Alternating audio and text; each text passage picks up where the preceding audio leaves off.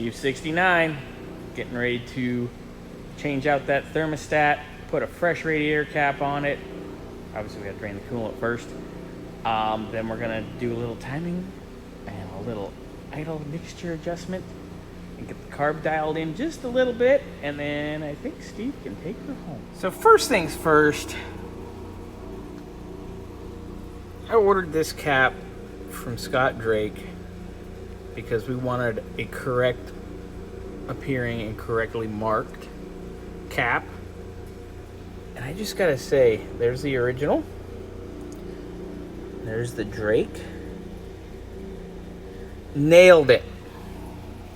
Nailed it. I know in the past sometimes I've been critical of some Drake stuff, but this item, amazing. Great job. All right, first order of business, drain the coolant. We got our petcock open. We're gonna let her drain. I'll crank it down a little bit more to get it flowing faster.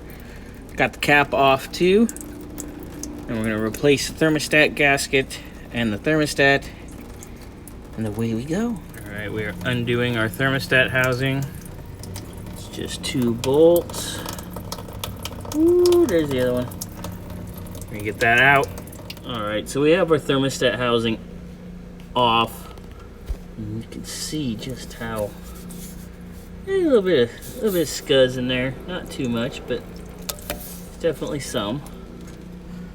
The thermostat itself is a 195. Don't see a brand name on it. Too rad.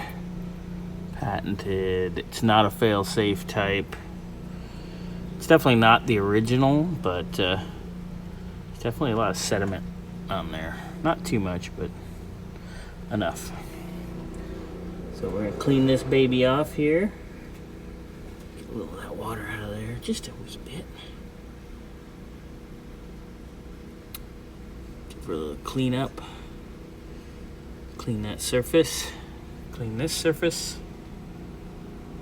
Ugh. And away we go. All right, so we got brand new fail-safe thermostat. It's a 160, because we are here in the desert where it's, you know, about 5 million degrees all the time. We got our new gasket too. So we're gonna put a little bit of silicone on the gasket. I'll pop this baby in, put the gasket in, tighten her up, and away we go, boys and girls. New thermostat's in with our gasket.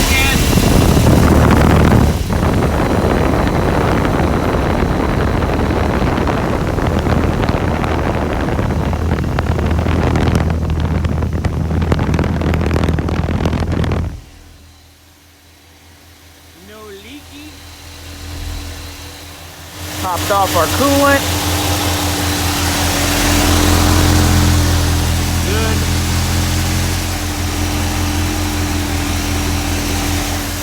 New cap is on. New thermostat is in. Looking good.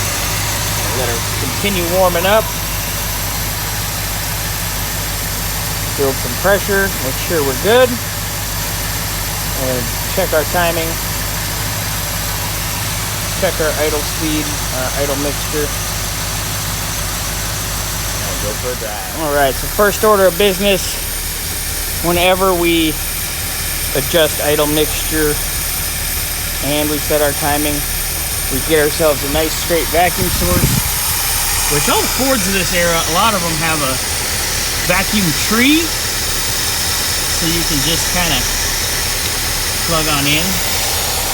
And right now at idle, we're at 16 inches. And we'll fall, and we get back to about 15 and a half, back to 16. So first things first, we're gonna do our fuel mixture, because we are up to temp. And we will check our timing. And let's try to see if we can get a little more vacuum out of it.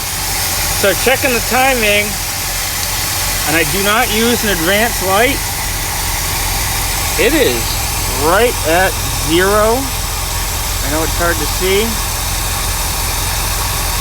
but it's right at 0 at idle. This should be about 8 to 10 degrees.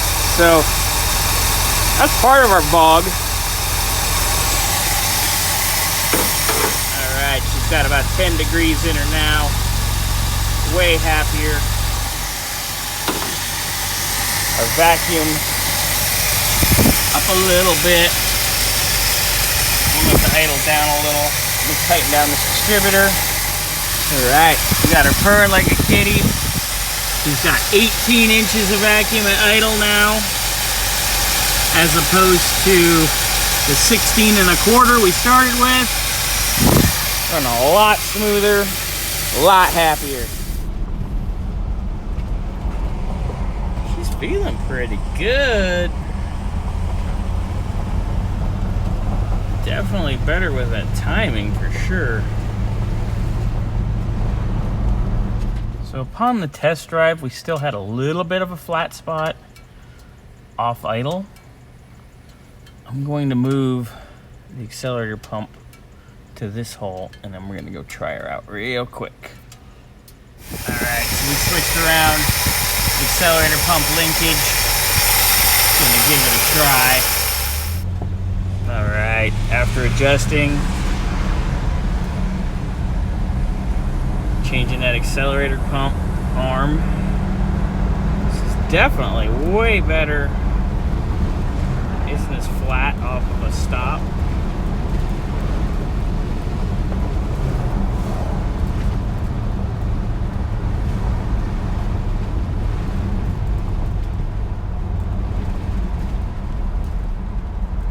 Before it would be really boggy and lazy.